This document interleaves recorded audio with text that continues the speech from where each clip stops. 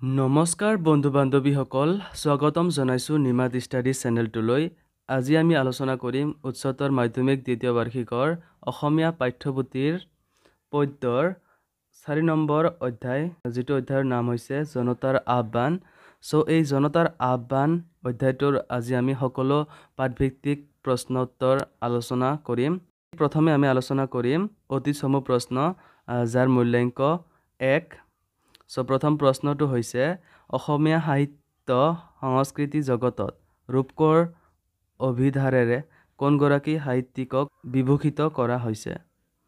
উত্তৰ: অসমীয়া সাহিত্য সংস্কৃতি জগতত ৰূপকোঁৱৰ অভিধাৰে জ্যোতিপ্ৰসাদ আগৰৱালাক বিভূষিত কৰা হৈছে।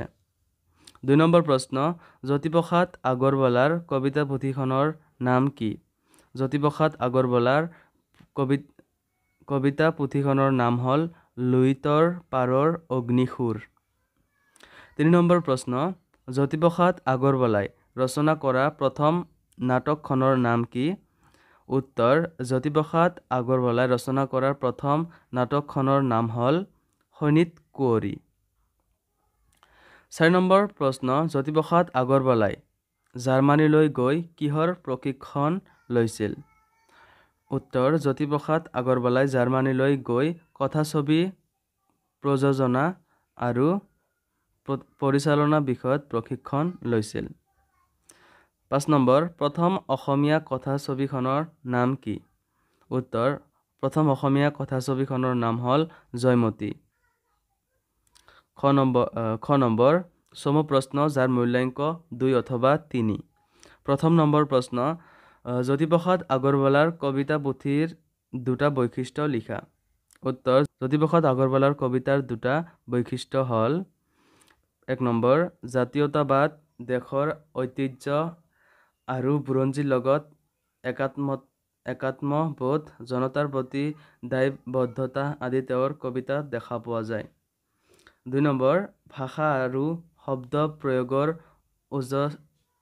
ওজস্বিতা, যৌনসুলভ দীপ্ততা আদি তেওঁৰ কবিতাৰ বৈশিষ্ট্য। 2 নম্বৰ, আজিৰ সুন্দৰৰ পূজা থাপনাত যাচিবি কিহৰে খৰ সপচাৰ কি বুজাইছে লিখা। উত্তৰ: খৰ সপচাৰ হৈছে পূজাৰ 16বিধ উপকৰণ। সেয়া হ'ল আসন, স্বাগত, পদ্য, অৰ্ঘ্য, আচমনীয়, মধুপৰ্ক, পুনৰস্মৰণীয়, স্নান, বসন, আভৰণ, গন্ধ, পুষ্প, ধূপ, দীপ, নৈবেদ্য আৰু বন্দনা। 3 নম্বৰ প্ৰশ্ন, কবিতাটোত কবিয়ে আজি পৃথিৱীৰ আকাশে বতাহে জনতাৰ আহ্বান বুলি কিয় কৈছে?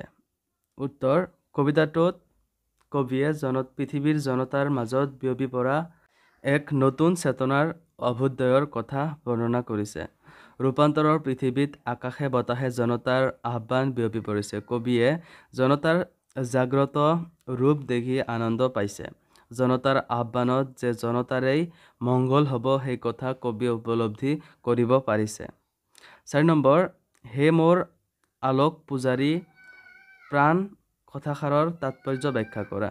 উত্তৰ: কবিতাটিত কবিয়ে আলোক পূজাৰী প্ৰাণ বুলি জনতাক বুজাইছে। আজি জনতাৰ মাজত এক নতুন চেতনাৰ অভ্যুদয় হৈছে। ৰূপান্তৰৰ পৃথিৱীত আকাশে বতাহে জনতাৰ আহ্বান বিয়পি পৰিছে। অন্ধকাৰৰ নাশী পোহৰত পাহি মেলি আকাশত সৌন্দৰ্য সিঁচিবলৈ আজি জনতা ওলাই আহিছে।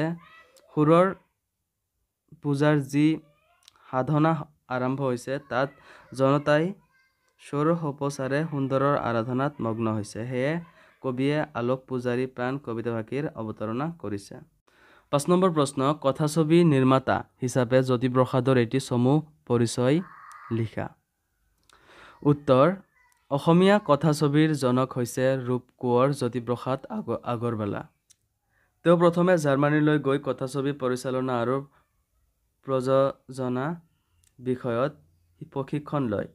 তেওঁ অসমলৈ উভতি আহি 1935 চনত অসমৰ প্ৰথম বোলছবি জয়মতী নিৰ্মাণ কৰে।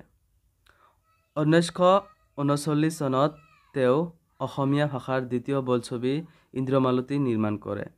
তেওঁ ৰচনা কৰা নাটকবোৰৰ হ'ল শোণিতকুঁৱৰী, কাৰেঙৰ লিগিৰী, ৰূপালীম, লভিতা, খনিকৰ, নিমাতী কন্যা, সোণ পখিলী, কনকলতা আৰু সুন্দৰ কোঁৱৰ।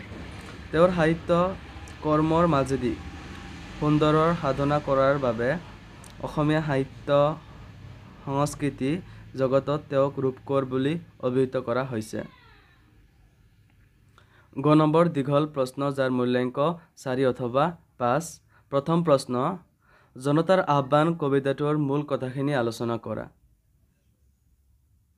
উত্তৰ, জনতাৰ আহ্বান কবিতাটোত কবিয়ে পৃথিৱীৰ জনতাৰ মাজত বিয়পি পৰা এক নতুন চেতনাৰ অভ্যুদয়ৰ কথা বৰ্ণনা কৰিছে। কবিয়ে ভাবে যে বিশ্ব ৰূপান্তৰৰ দিশত ধাৱমান হৈছে। এই ৰূপান্তৰৰ পৃথিৱীত আকাশে বতাহে জনতাৰ আহ্বান বিয়পি পৰিছে।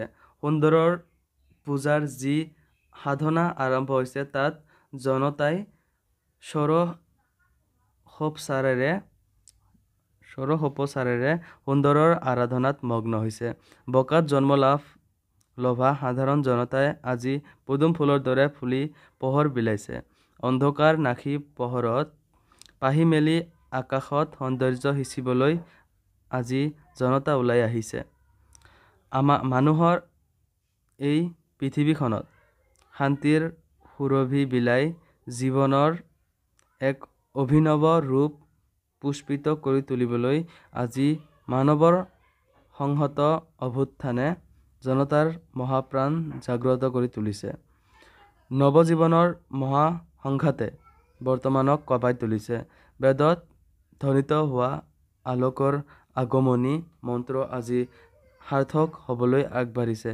ঘোষণা কৰিছে জনতাৰ জয়, জনতন্ত্ৰৰ জয়, মহামানৱতন্ত্ৰৰ জয়, অৰ্থাৎ দাসত্বৰ শিকলি ছিঙি মানৱ সমাজ স্বাধীনতাৰ বাবে উদ্দীপ্ত কণ্ঠে ওলাই আহিছে।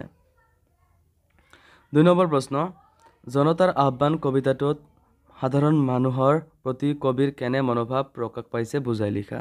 জনতাৰ আহ্বান কবিতাটিৰ মাজেদি সাধাৰণ মানুহৰ প্ৰতি কবিৰ আস্থাৰ ভাৱ প্ৰকাশ পাইছে।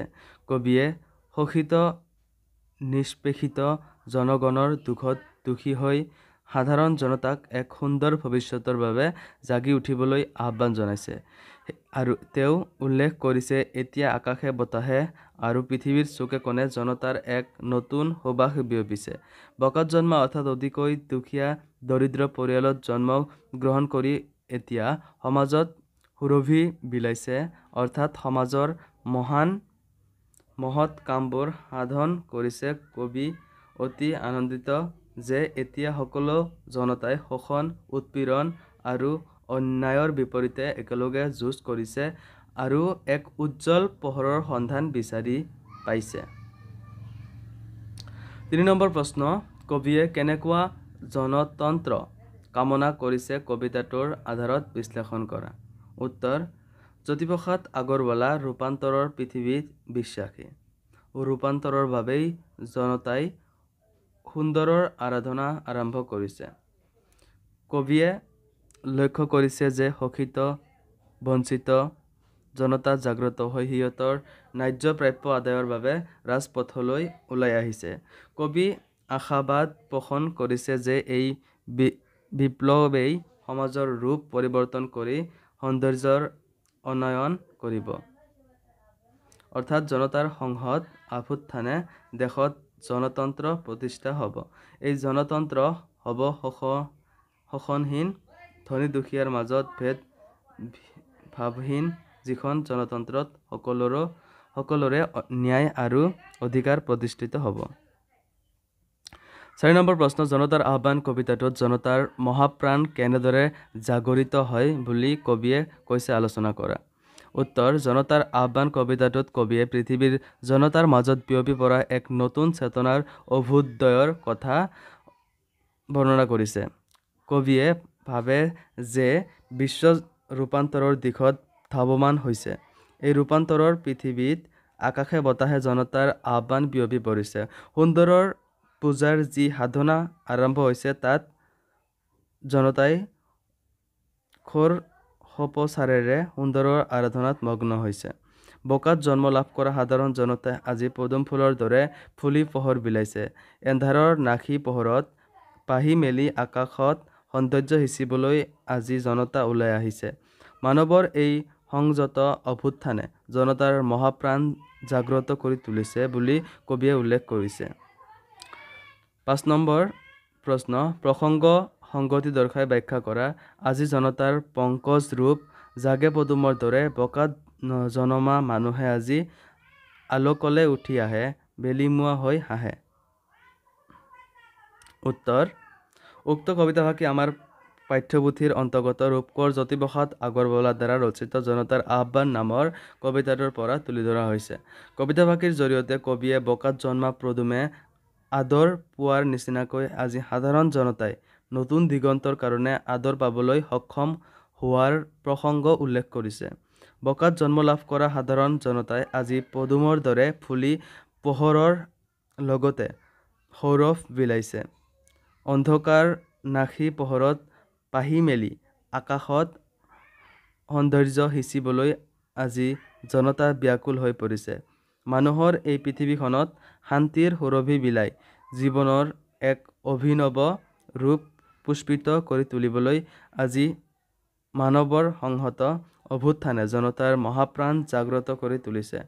কবিৰ এই মহাভাৱ আজি জনতাৰ আলোক বিজয়ী অপূৰ্ব অভিযানে পৃথিৱীৰ আকাশে বতাহ মুখৰিত কৰি তুলিব। বন্ধুসকল, আজিলৈ এইখিনিয়ে।